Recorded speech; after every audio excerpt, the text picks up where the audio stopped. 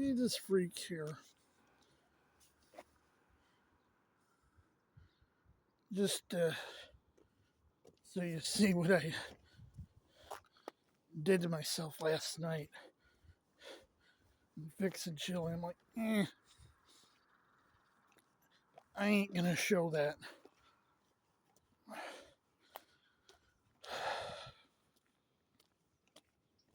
Anyway,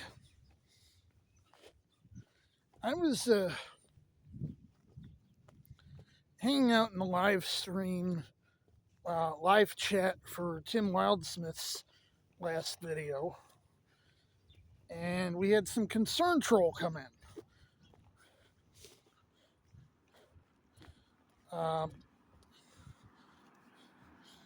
Pushing this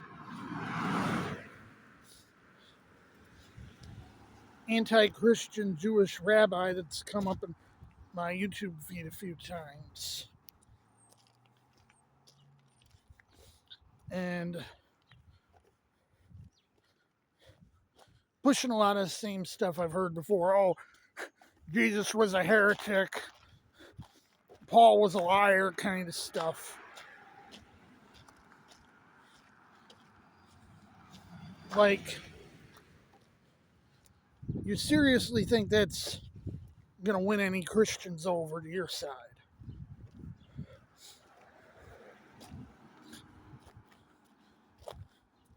I mean, that's right up there with the whole Talmudic, son of Pandora stuff, or the story about the guy who apparently, they said that he committed necromancy. Yes, a Jew committing necromancy, which the Torah forbids, and says he contacted Jesus in Gehenna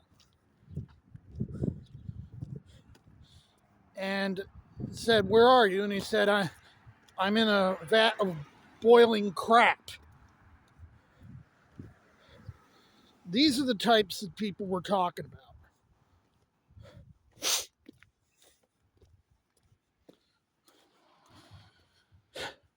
You can win some of them over. Some of them it's best to ignore. Some of them you're going to have to counter.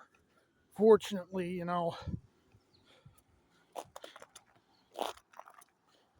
this is pretty much the whole point of the book, the Epistle of the Galatians.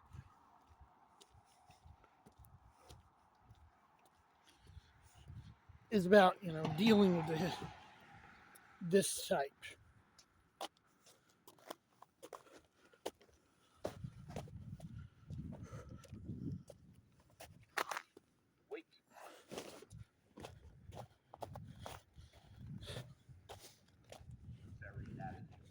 Now, most Jews, as far as I can understand,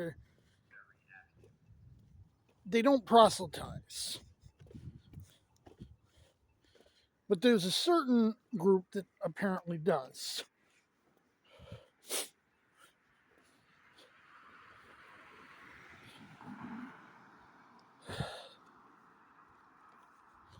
And it winds up being, fire and brimstone to fire and brimstone combat.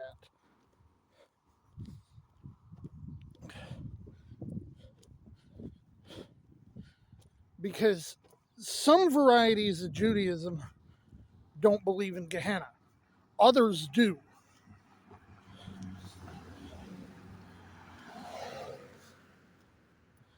The Pharisees, for example, did believe in Gehenna, and that's why Jesus mentioned it a lot in the Gospels.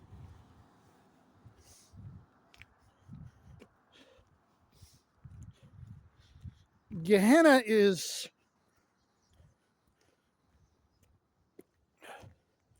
the bad place, as opposed to other terms that are traditionally translated hell and have more of a neutral connotation. The unfortunate conflation of these different terms, for what it's worth, has led to not only confusion but outright heresies.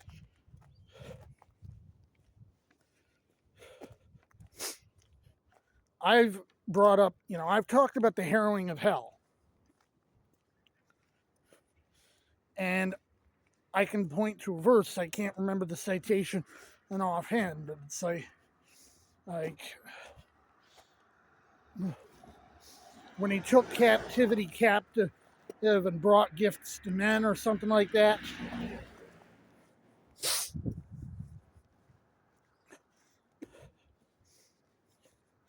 And it's referring to Hades or Sheol. The two terms are used interchangeably. Hades in Greek parts of the Bible and Sheol in Hebrew parts.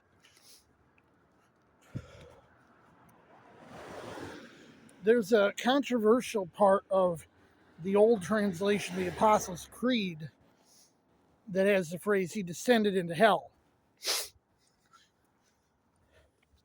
Because most English speakers hear hell, they think Gehenna.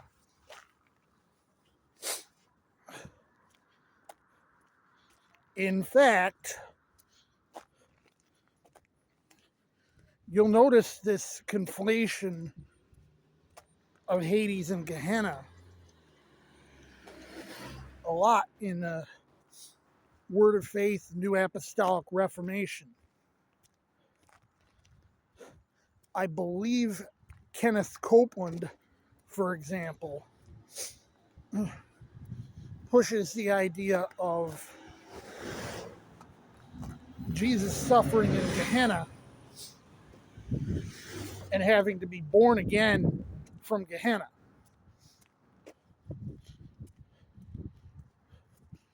Which,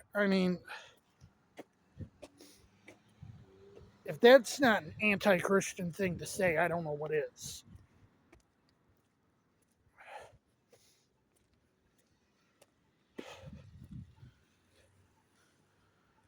But as I understand, he's far from alone in pushing the idea of Jesus having to suffer in Gehenna for 3 days. It, of course, comes from unfortunate translation choice in the King James Version.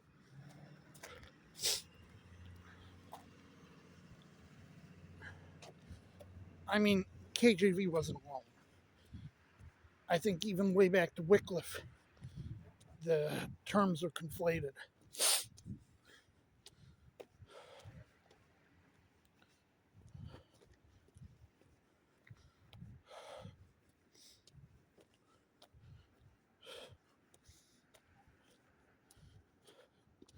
Jesus did not go to Gehenna.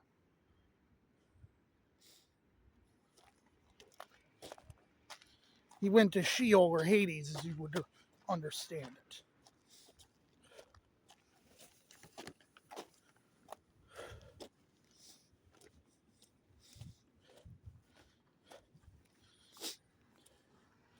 To say that God had to suffer the fires of Gehenna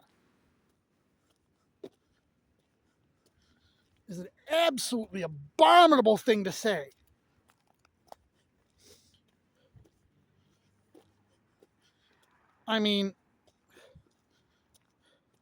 It's a thing in the Talmud because they hate Jesus, but it's a thing among the New Apostolic Reformation because they want to reduce Jesus to a genie in a bottle.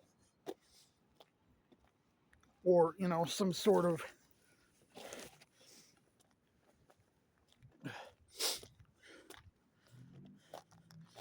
Krishna type figure.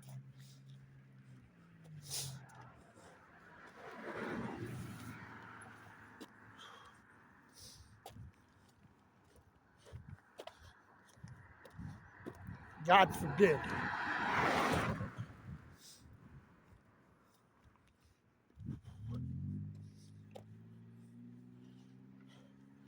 Jesus freak out.